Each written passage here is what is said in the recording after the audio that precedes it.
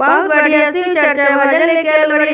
लोगन के अच्छा लगी तो प्लीज वीडियो के लाइक शेयर सब्सक्राइब कर देम। चली भजन सुन ली। कवन कसुरवा शिव गुरु हमर से भइले हो।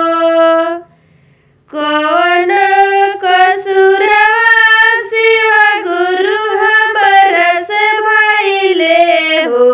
ए शिव गुरु हमर से भइले। ए शिव गुरु कवन कलम से लिखल भागत दुखवा मोर नइखे ओराते हो। ए शिव गुरु कवन कलम से लिखल भागत दुखवा मोर नइखे ओराते हो।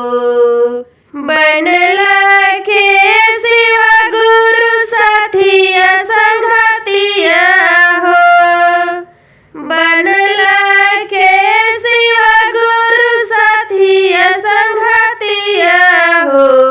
ए शिव गुरु दुखवा में मुहवा लेवे सब घुमावे त दुखवा मोर नइखे ओरात हो।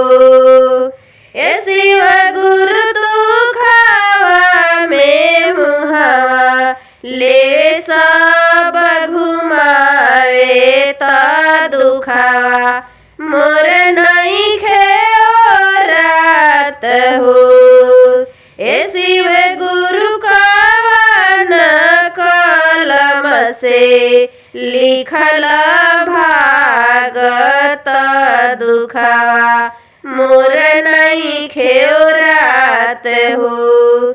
ए शिव गुरु कवन कलम से लिखल भागत दुखवा मोर नइखे ओरात हो।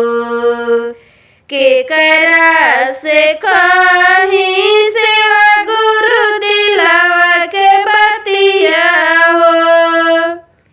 केकरा से कहीं शिव गुरु दिलवा के बतिया हो।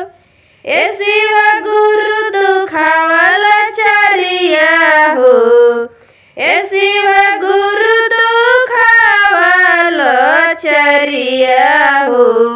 ए शिव गुरु कुछ नहीं सूझे लाऊ पाए त दुखवा मोर नइखे ओरात हो। ए शिव गुरु कुछ नहीं सूझेला उपाय त दुखवा मोर नइखे ओरात हो। ए शिव गुरु कवन कलम से लिखल भागत दुखवा मोर नइखे ओरात हो।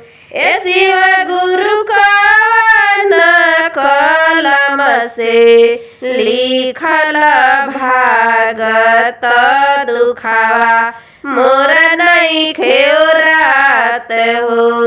हर हर महादेव।